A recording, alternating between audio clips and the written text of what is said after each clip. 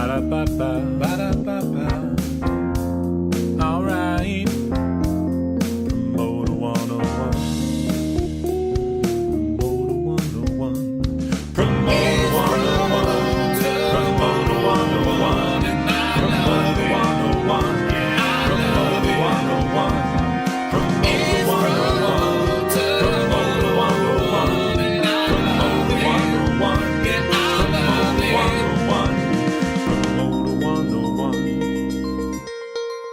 This is Jake Berry, a production director. I'm on Promoter 101. Hey there, cats and kittens. P101 in the morning. You got Stinney and W. Luke Pierce coming to you commercial-free all day long. That's right, W. Luke Pierce. That's right. I refer to myself in the third person on this podcast, Dan. We have an amazing show, W. Luke Pierce. We are joined by legendary agent from CAA, Mr. Rod Essig, sharing his views on the industry. Pretty pumped about that, Dan. Did you know that Rod Essig's first job in the music business was a backup singer for Sonny and Cher? Is that true? That is 100% true. You said that in the interview. I know I said in the interview, but I was building some stain, Connor. Come on, what the fuck? Do you want me to cut that? No, what the hell? It's a good lead-in. It's a good lead-in. I think we lean to all of this. Us not having our shit together is good entertainment for the listeners. Improvisation, Dan. There's an energy. It's frenetic. It's great. Frenetic? Frenetic, Dan. It's a word. If you're going to make words up. Frenetic. It's weird. You and your SAT words. It's weird. All right. Well, hey, there's a war story that you're probably going to tell us about right now, huh? There is indeed the Quebecois himself from Montreal, Evenko's Dan Glick on the podcast with a war story. So now not only are you making up words, but now you're doing it in two languages. That's true. It's true. Quebecois is, I'm sure, not the way that you say someone from Quebec in French. It's just something I heard somebody from Quebec say aloud, and I've been pantomiming that word for like 10 years now. If there's somebody out there that speaks French, tell me if I got that right. And W. Luke Pierce will be here with the news.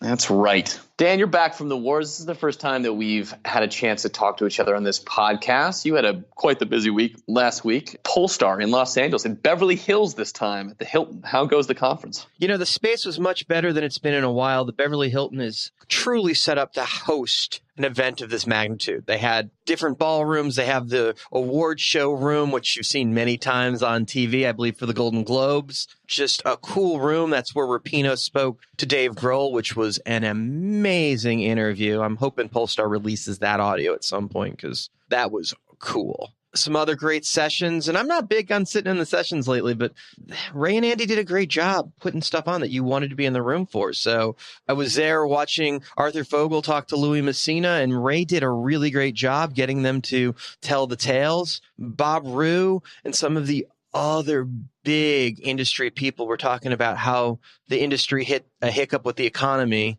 and came back from it. Just to hear some of those massive people in the industry on that panel talk about, how solid the business is right now and where it's gone from and come to. It was really great to see that all come together in one room at one time. But the schmooze was amazing. There was so much business to be had in that room. I don't think I've come back from a conference saying, damn, this conference really did pay for itself, and probably in tenfold. It was amazing. Well, that's great to hear, Dan. I heard some great things from other folks who attended the conference as well, too. I did hear that the Beverly Hilton bar was a little bit tight this year. What did you think about the new social setup in the new digs? Look, they need to have more bartenders on. There's no question. The bar was packed. There's also the Trader Vic's downstairs, or the old Trader Vic space, and they couldn't move the booze out quick enough. And you know the secret to that, Luke. Tip the bartenders better, so when you walk into the room, you get your drink right away. That's always been the trick. It's not that hard to figure out. It wasn't the speed setup we were hoping for in the bar. But hey, is it really all about the alcohol, or is it more about who you're hanging out with? It's always about the hang, Dan. There you go.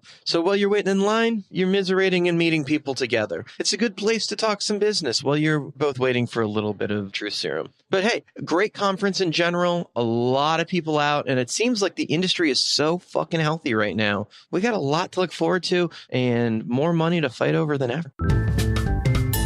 This is Julia Frank from Wizard Promotions in Germany, and we're on Promoter 101. Between calls to your mother, you might want to catch up on Promoter 101's past issues. This week, may I recommend episode 78 for your listening pleasure. Episode 78 was a doozy. We had from Chugg Entertainment, one of the largest promoters in Australia, Michael Chugg himself. Plus, we had Red Light Management's Eric Mayers in the hot seat talking about touring and a war story from Moo Creative Scott Scoville. So we will basically do anything in the world to get you to write us a review. We will wash your car. We will take your pets out for a walk. We'll do your offers for you. Pretty much anything. Are we really actually washing cars for people, Dan? Not a fucking chance. But do you really want us wash? The detail work's not going to be that good. No, we're probably just going to run it through whatever one you go through at the local gas station across the street here in Nashville and said that we washed your car for you. Ironically, we're both pretty OCD, so we say we'd probably phone it in. It'd probably be the best car washing your car's ever had. Maybe for you, Dan. Well, the person that you hired to wash their car would do an amazing job, Luke. There you go. You got it now. It's Adam Voith from Billions, and I'm on Promoter 101. News of the week. Hey, stop what you're doing and take a second and listen to all the amazing things that happened throughout our industry just this past week. Ladies and gentlemen, a standing ovation for the one and only newsman extraordinaire himself, Luke Pierce. I should get some applause there. Well, Connor could probably put some applause in. Thank you. Thank you. You're all too kind.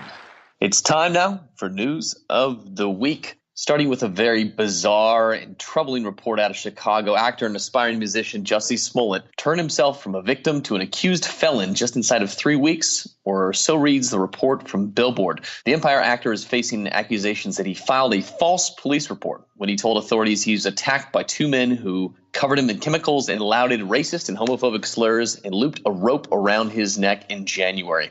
After 3 weeks of suspicions, Smollett turned himself in early Thursday to Chicago Police Department after he was charged with making a false police report that could bring up to 3 years in prison plus the cost of the investigation.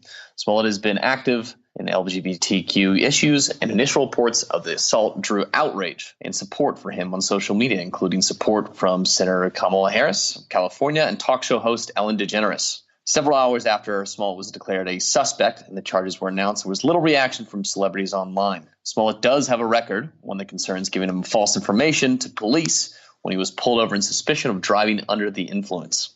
Holy shit, can we talk for a second about the valuation of UMG, which seemingly is rising by the second? Back in January, we talked about how Universal Music Group was valued at nearly $30 billion as its parent company, Vivendi, began to shop the music giant for a spin-off sale. This week, bank JP Morgan stuck a 44 billion euro, or about 50 billion US, fair value price tag on UMG. UMG media analyst Daniel Kervin described UMG as a unique asset which owns and controls under-monetized, must-have global content that is strategic to the tech giants and cannot be replicated. The $50 billion valuation is worth no less than 48 times UMG's latest annual EBITDA. That's their earnings before interest, taxes, and amortization. And this all might be the banks trying to win over the advisory deal and the massive fees that come with the shopping of the 50% of this company from Vivendi, but who knows? One thing is for certain, Sir Lucian has to be very, very happy. Finally, we say farewell and rest in peace to Peter Tork,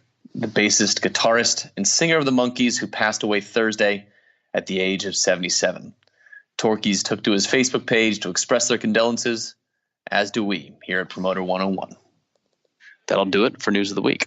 Hey, this is Brian O'Connell with Live Nation, and we are on Promoter 101. Up next in the podcast, we're going to be joined by Evenko's Danny Glick with a war story.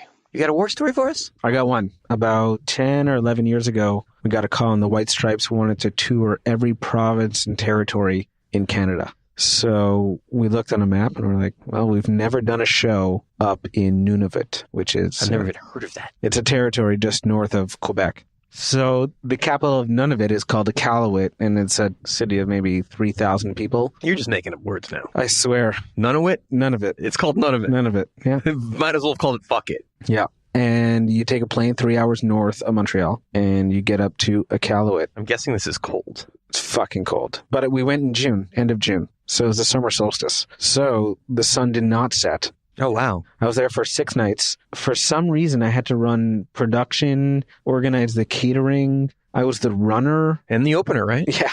I had to find lights for the band because it was too expensive for them to fly their lights over. So the lights we got from the elementary school, Like Par 64s without gels? yeah, the arena that we're doing it in, a quarter of the floor had sunk because the permafrost had defrosted. So we used one part of the arena. Our barricade was put together with scaffolding and plywood sheets, and we painted it black. This feels like a very indoor version of Woodstock.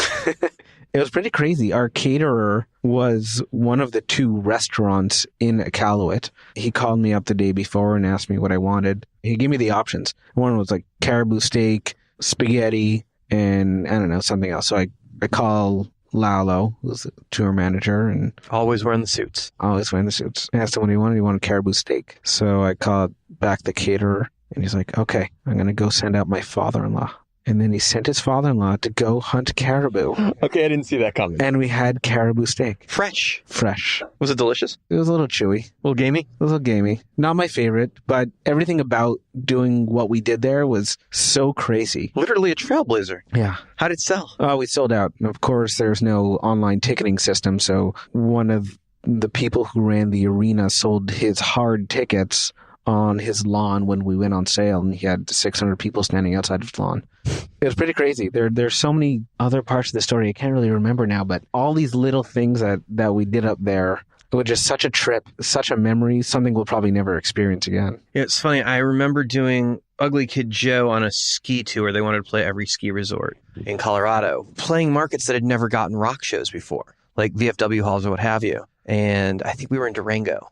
The kids had only seen mosh pit watching MTV, and they didn't understand that you're not trying to hurt each other, that there's actually an etiquette. They just trying to replicate what they saw on TV. So kids were getting really hurt in the pit and these 500 seat shows in these rooms that had never seen this kind of stuff before, because nobody had actually ever been to a concert of this style before. And it was like one of those things when you take music to a different part and introduce them to that culture and that experience. It's a lifestyle thing, which is pretty cool. Yeah, it was a great experience. One for the books. So how cold is it in June up there? Was it just beautiful? You know, it's probably 50 degrees Celsius. I don't know what that Celsius shit means. What is that, 65? You and your kilometers? What the fuck, man? It wasn't that cold then, but the shipments only come in the summertime because everything's frozen up there. So everything up there obviously has to be flown in, and it costs a fortune. Thank you so much, Daniel. Thank you. Daniel Glick is an amazing industry talent buyer, and he'll be back in just a couple of weeks with a full interview. So you're going to want to keep your eyes peeled for that one, or maybe your ears. I'm not exactly sure because you can't really see us.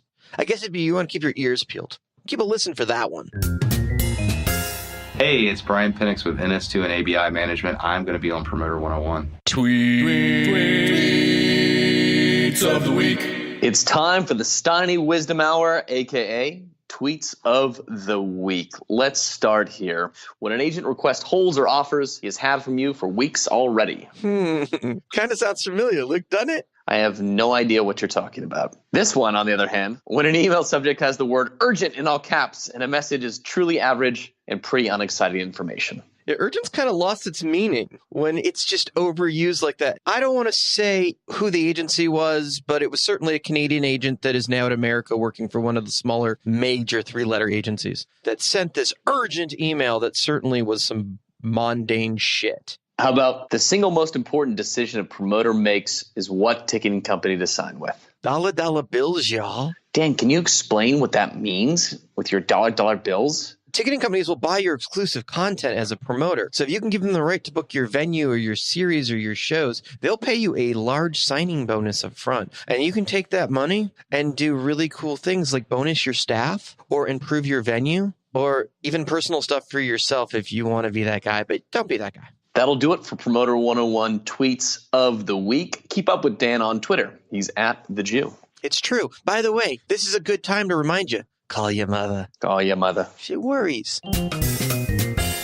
Jim Clancy, Barry Presents on Promoter 101. In our feature interview this week, we've got the legendary agent from CAA, one of the co-heads of the Nashville office, Mr. Rod Essig, here on the podcast to share his unique point of view on this business. Hanging out in Nashville with Rod Essig, a legend. Thank you so much for taking time. Great to be here. You are in one of the biggest music cities in the world. They call it the Third Coast. And CAA has a real presence here, and you help make that happen. Yeah, I think we did. I think we came here and kind of changed the way country acts were booked. My partners, John Huey and Ron Baird. Ron was the old country guy that had started out with Clint Black and everybody like that, where John had all the punk scenes way back and ran a company called FBI. And I had my own company called Variety Artists. And at that point had like Motorhead and Red Hot Chili Peppers and things like that. And anyway, by us coming here, it used to be the weekend warrior type thing. Go out Thursday night, Friday night, Saturday, come home Sunday. So we start out and book country acts, kind of like rock acts, where you go out and play for 6 weeks, then go home for a couple of weeks, then go play another 4 to 6 weeks. And then we also did a lot of crazy packaging things. So we would package country acts with some of the more classic rock, or we package them with some of the, I want to say, more MOR type of artists in those days, Christopher Cross, things like that. And all of a sudden, people thought that was very unique here, as opposed to just going and playing another honky-tonk bar. There was a moment where Nashville was country and it was Western, and it was really nothing else. But that's not the case anymore. This town has really transformed as a music city over the last 25 years. Oh, yeah, totally. And I think what's really happened with Nashville is LA used to be this way. The collaboration here is incredible. We have the best storytellers and writers in the world here.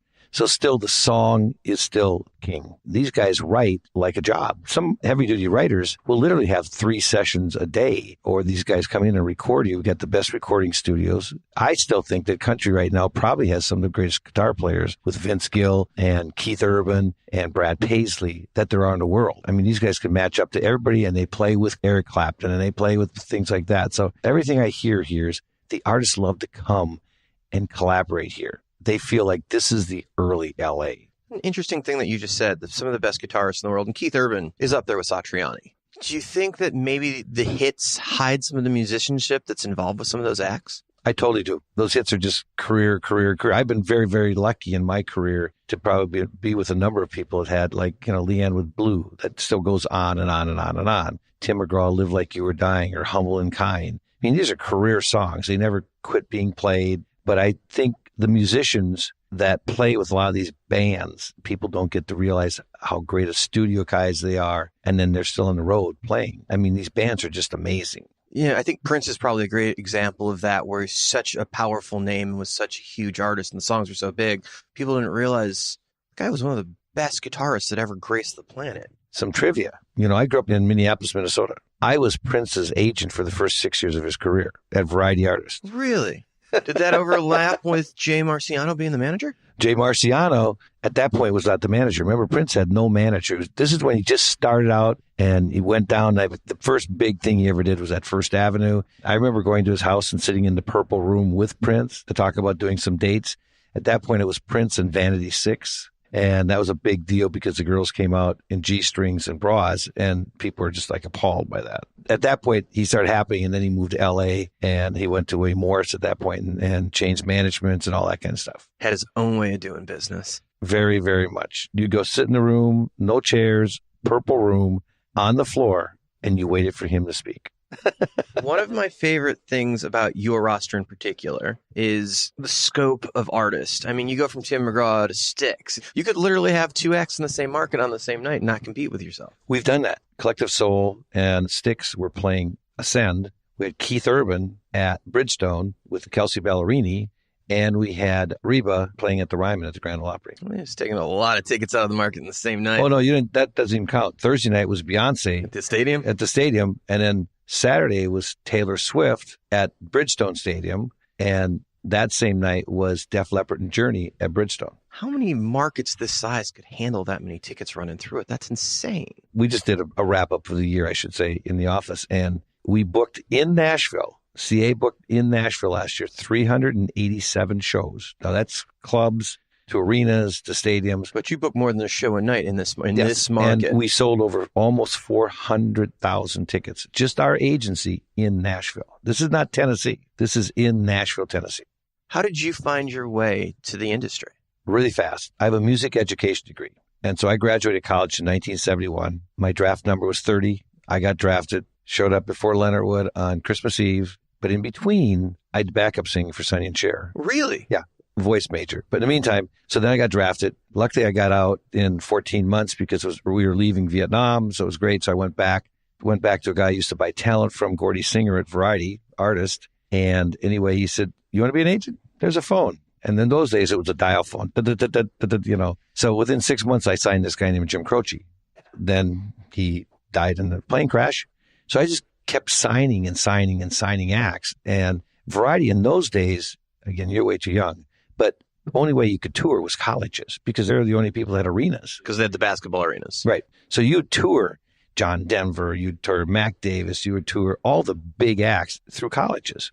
And we were the largest college bookers in those days. So then at that point, I moved my whole company to LA. And at that point, we kept losing all of our acts to William Morris, ICM, and CAA. So my dearest friend in the business at that time was a guy named Bobby Brooks. Bobby said, you need to come to CAA because in those days, it was like the Mafia. You had the 12 families or 12 promoters that sold everything to, and that's all it was. Basically the fake Barcelona network. Exactly, right, 100%. And no one crossed each other's lines. If somebody would ever call from a fair, there was not the festivals at that time, they wouldn't return a phone call. So Bobby says, you need to come over here. I went, okay, I have to see on the wall. If I can't keep my acts when I get them to $125,000 and then you go to the big guys, I might as well join the big guys. They won't poach from you if you're part of them. Yes. So that was 27 years ago. And then when I went over there, it was like a candy store. And so I just doubled the price of everybody and sold them to fairs. And so that was great. Well, then all of a sudden, a year later, after I went to CA, John and Ron said, hey, we're going to open up in Nashville. Do you want to come? And I had a great history down here. I had all the Monument Record acts. So I had Chris Christopherson, Mickey Gilley, Lacey J. Dalton.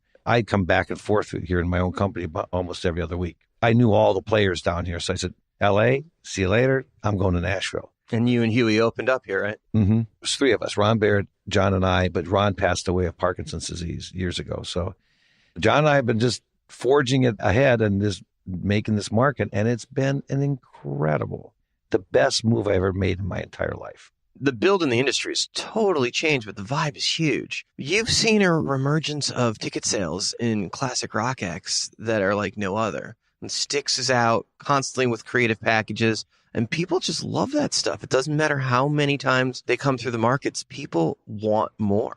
Country and classic rock, in my opinion, keep the sheds alive because a lot of the new rock guys don't want to play them or whatever. But I just confirmed last night, it's not even announced, but we're going to do Hart, Sheryl Crow for 30 days. And then we're doing the last 30 days, Hart, Joan Jett, and Al King is the opening act. So Hart's getting back together. They're back together after 3 years. Awesome. When do you guys announce that they're back together?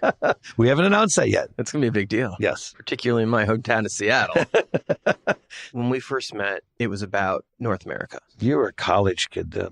But now you've got CAA booking globally, and you've got powerhouses in the UK like Emma Banks. The company is a true global agency. The development of the change of just booking Canada and the US to being a partner for the act for the world, how does that change the business for you? First of all, there's a lot of things that have changed with the Emma, the people like that. Like you got Taylor Swift over there, filming, and we get film projects, and we get calls on people to go into Broadway in London. And by global, your artist, once you become, and I use Tim a lot, and I use Leanne because I've been with them since they started. But once you get a brand, Tim makes a lot of money without even holding a microphone right now. That's amazing. He's a brand. Probably the greatest brand in the world is Dolly Parton. She can go over to Europe right now, and I should probably make $800 to $1 million a show. And Australia's the same way. That's maddening money. That's so amazing. So when an act goes over to Europe, are you guys doing that from here, or are you relying on the UK office? UK office. Nigel Haslam is our guy in the UK. And he just gets it. He comes here 4 or 5 times a year, spends a week here, knows all the managers, comes to CMA Fest, comes to CMA, comes to ACM shows. So people all know him. And so he is our guy. Nigel does it all. You have the privilege of working with some of the biggest acts in the country and have for years. There's so much traffic in that space.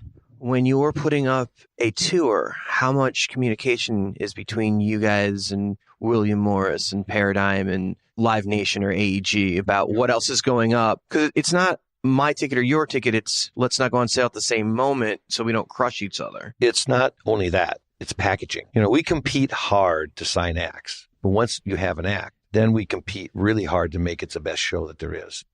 If everybody wins, it's a great tour. Yeah, it's funny because it seems like it's a new idea. You have this AllStar Lineup, basically the festival thing that George Strait had been doing for years. Totally. But before George did it, Buddy Holly was doing it and Dick Clark on the Cavalcade of Stars. It was always the thing that, but acts played shorter, right? Like 15, 20-minute sets, and they'd have one band. But as it got bigger, people realized 1 + 1 = 3 when you start to package. Well, it's also the experience. You go to a Kenny show, those stadium shows, they're an experience. Sometimes it's good and bad, because sometimes when people get there in the middle of that stadium at 3 o'clock in the afternoon, they're drinking all day. By 9 o'clock, it's not a pretty sight. But still, it's an experience. There's things to do. It's a value added type of thing. And a lot of people love that experience of being around 30 or 40,000 people. Yeah, it's an experience. Yeah, that's what gets me off. I can go home and listen to music all day long. That's perfect. But I love that live event. And a lot of people like that, thank God. That's what keeps us all in business. So you're either the biggest or the second biggest agency. William Morris and CAA go back and forth all the time. But you guys are either number one or number two at any given moment and have been for the last 25 years? Right. How do you stay on top?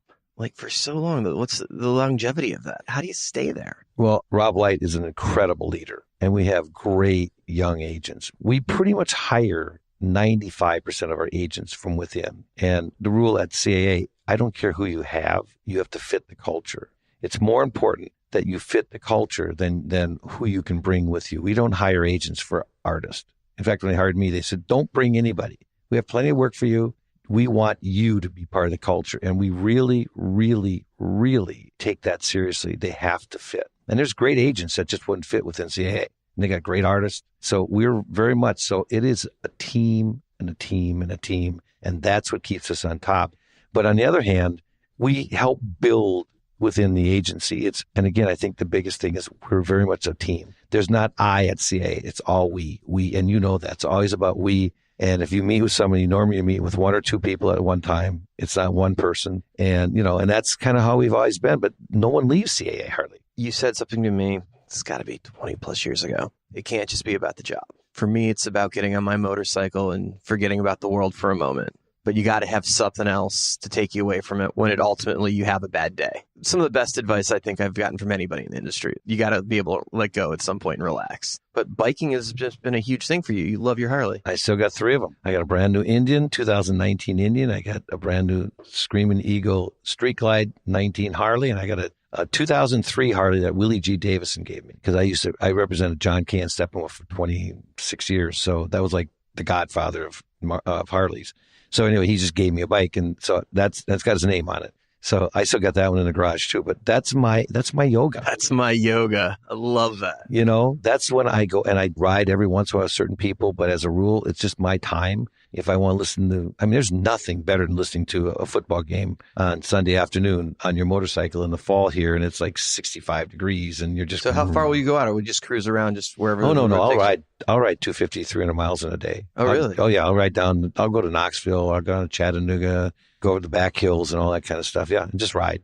And then I do I still book Sturgis, so I go out to Sturgis. I ship my bike out. Trucker Bob takes the bike out. Mm-hmm. I'm a definite yuppie biker. I'm not pitching a tent, and I'm not going to be. It's going to be a decent hotel or something like that. But that's, as I always tell the guys in the office, the younger people. I said, remember one thing. At my stage of the game, my job really is chasing money for people who have money.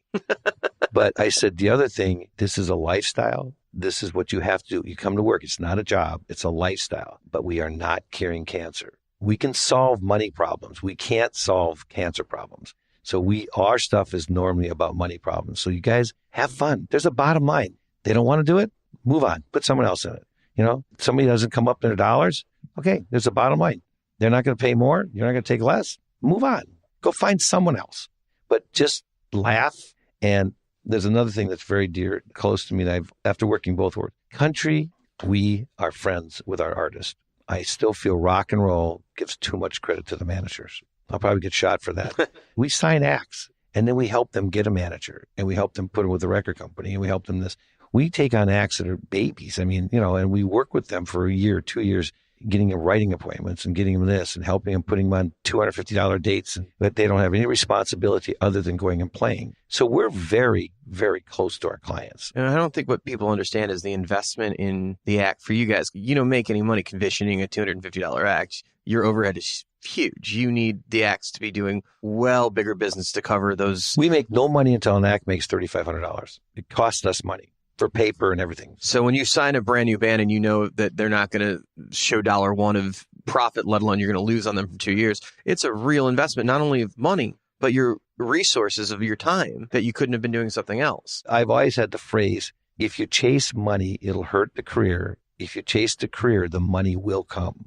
And it's very, very, very true. It's always held true. The people that go for the money in the soft tickets and this all their whole career, that will run out. Those people will quit buying you because you'll say, well, my people have seen them before. So it's funny. I asked you how you stay at one of the biggest agencies in the world, and everything you just said clearly is how you guys have stayed on top for so long. Is you're investing in acts and you're looking at the careers. You're not looking at the money. If everybody wins, it's a great show. And that's how you get longevity. It's just keep everybody whole. It's kind of like a sold out show. Nobody asked you how many seats you sold out. It was a sold out show. It could have been 1,000 seats. Could have been 18,000 seats. No one says, well, how many seats?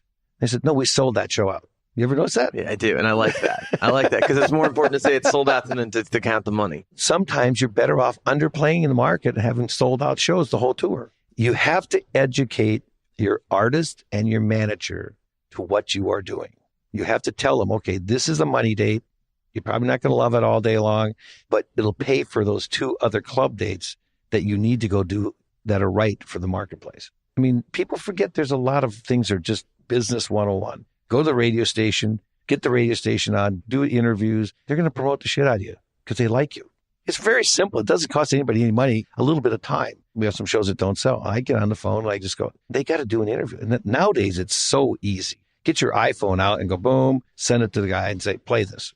Before I let you go, do you have advice for anybody getting into the industry of like how to have career longevity? The biggest advice, take care of your fans. In country music, your fans are fans for life. Once you hook them, they stay there. But they also, country people take care of their fans. They still do meet and greets. They still do signings. They still do, all these kind of things. They also give back, which I always love. No matter who I have in the country act, that baby band that's starting out gets $5,000.